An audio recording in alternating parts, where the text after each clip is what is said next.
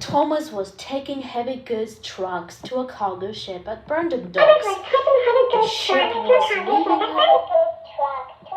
ship was leaving at sundown, so Thomas had to work hard to get the trucks there in time. Suddenly, one of his coupling rods broke. His driver saw a shed by the track. "I'll see if there are some tools in there," he said. "Be careful. That shed looks a bit spooky," said Thomas. Then a voice came from inside the shed. "Be quiet out there. I'm trying to sleep." Thomas' driver went into the shed. After a few moments, he came out again. "Well, is it a ghost?" asked Thomas. "No," laughed his driver. "It's not a ghost. It's a very helpful surprise." Thomas' driver and fireman took coal into the shed. Thomas wondered what they were doing. "She should be able to get us to the fitter's yard," Thomas heard his driver say. "If her boiler holds," replied his fireman. "She badly needs repair work." Thomas heard lots of clanking noises coming from the shed. What could be inside? At last, out of the shed drove a rather dirty old steam lorry. "Thomas, this is Elizabeth," said his driver. "So you're the little puffer that has broken down?" said Elizabeth to Thomas. Thomas didn't like that at all. "You rude old steam lorry," he replied sharply.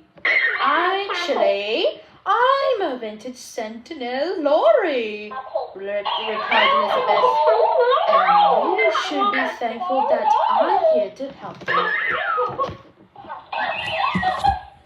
Elizabeth and Thomas's driver went to the fitter's yard, and Elizabeth's engine made loud grinding noises as she drove up a steep hill.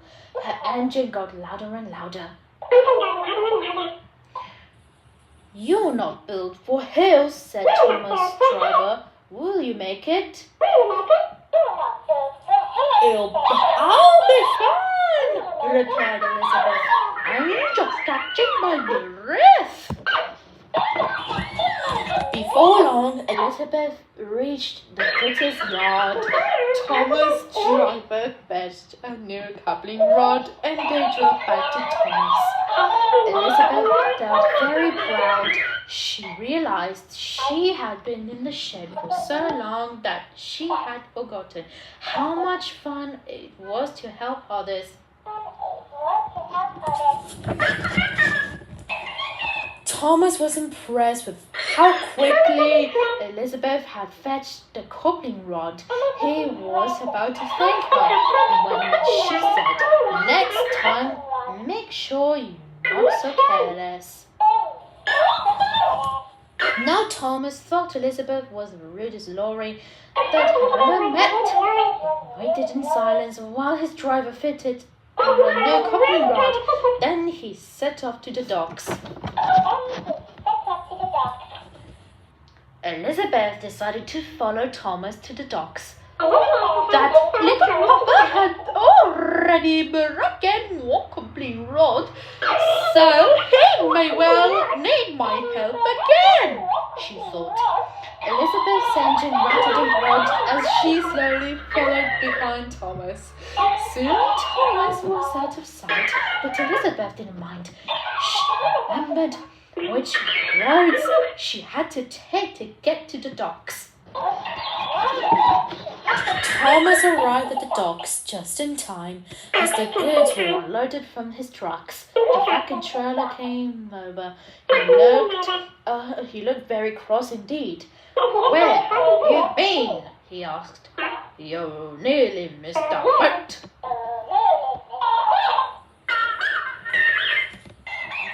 Thomas told him about his broken coupling rod. He was about to tell him about Elizabeth when she drove up.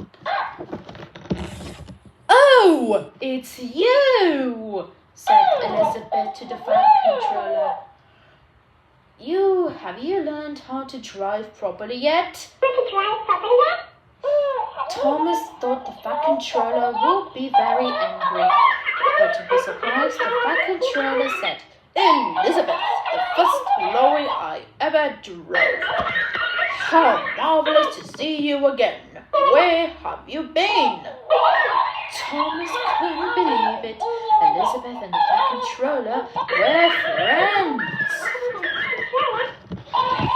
Elizabeth told the fat controller that she had been left in a shed a long time ago and everyone had forgotten about her. She had thought she would never drive again. The fat controller was really pleased that Elizabeth had been found. He asked John Cole, the mechanic, to restore her to her original beauty. Elizabeth smiled happily and thanked the fat controller. She could hardly wait to be in full working order again. A few weeks later, Elizabeth drove past the fat controller station. Her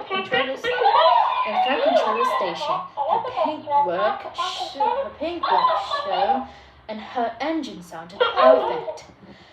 "Hello," she said. "Don't you think my new paintwork looks marvelous?" "You're the grandest lorry in the whole railroad," replied the fat controller. Thomas had to agree, and Elizabeth was so happy now she was useful again that she wasn't rude at all.